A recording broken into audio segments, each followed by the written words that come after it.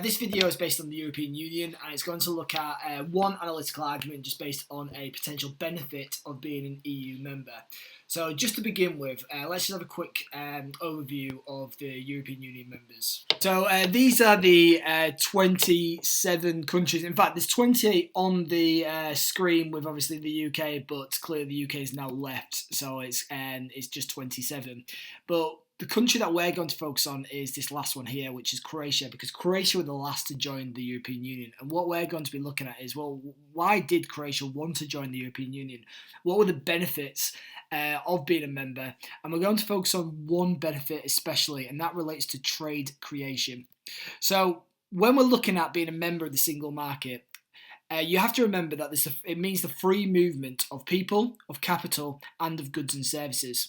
So when we're talking about the free movement of goods and services, what we mean is less regulation when trading with one another. So there's, for example, no border checks. It could be to do with the elimination of tariffs and quotas. And before Croatia joined the European Union, they may have been trading on, for example, World Trade Organization terms and WTO terms, and that means that if Croatia wanted to buy from an EU member, they would have to there would be a tariff charged on those goods, and if an EU country wanted to buy from Croatia, then again there would be a tariff that would have to be paid. So let's imagine that Croatia, they're quite, for example, import reliant on the EU, and they're setting goods that they cannot domestically produce as efficiently as other countries, whether that's cars in Germany, whether that's financial services in the UK, when obviously the UK was a member, and therefore they're having to import from these countries.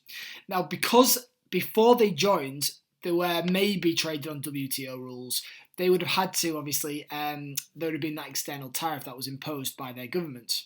And that means that if they wanted to buy, for example, a car from Germany, they'd only be able to import from Q1 to Q2 because of the cost associated with that external tariff. But if Croatia, for example, when they joined the EU and they were part of that single market and there was that elimination of tariffs and quotas, then now there is no tariff. And we can see the elimination and the removal of that tariff. And we can see that the price has now fallen and they are able to purchase at that cheaper price. And you have to remember, one of the reasons why we said that Croatia might want to buy from the likes of Germany is because they lack the efficiency and they're not as productive as potentially Germany with this product, whether that's cars or, for example, like I said before, the UK and financial services. Whatever it might be, they're having to import it, and that's why even when we've got the external tariff, it's still cheaper than the domestic market equilibrium, and that's because obviously there must be a reason why they're wanting to import these goods, and therefore it might suggest that they lack that productivity.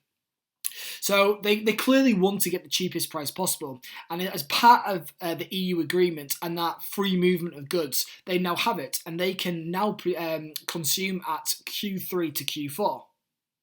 So they've got a greater ability to consume more of these goods from these EU countries.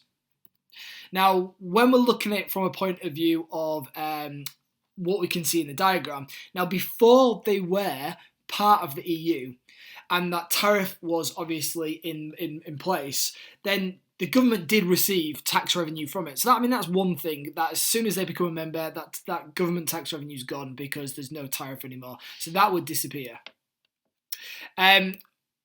Also, their producer surplus would have been higher actually, because clearly the price would have been higher, so domestic producers would have been more able and willing to supply at that price compared to now this price here.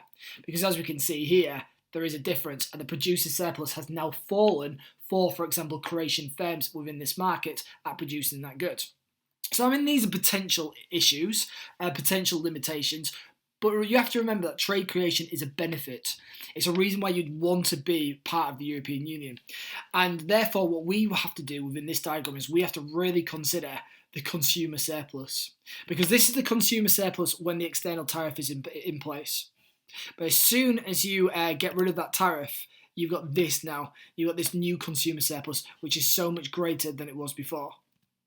So if you compare the two, we can obviously see that the reason why you'd want to be part of the EU is to open up those trade relationships with other EU countries and really help your domestic consumers boost that consumer surplus so they're able to consume more goods than they could before. And that could be Croatian businesses requiring inputs from these countries to help them to produce, whatever it might be. Now, in terms of the reason why it's a benefit, and this is key, if we have a look at these two triangles here, we can see that this is actually the net welfare gain. And the reason why there's a net welfare gain is because of the consumer surplus that we mentioned before and how much it increases because they're now a member of the EU with that free movement of goods and services. It's also worth remembering that not only does it eliminate tariffs and quotas, but again, we've mentioned the border checks as well, and that can really boost the supply chain with Croatia and those EU members, making logistically much more efficient to distribute or get goods from or inputs from these countries as well.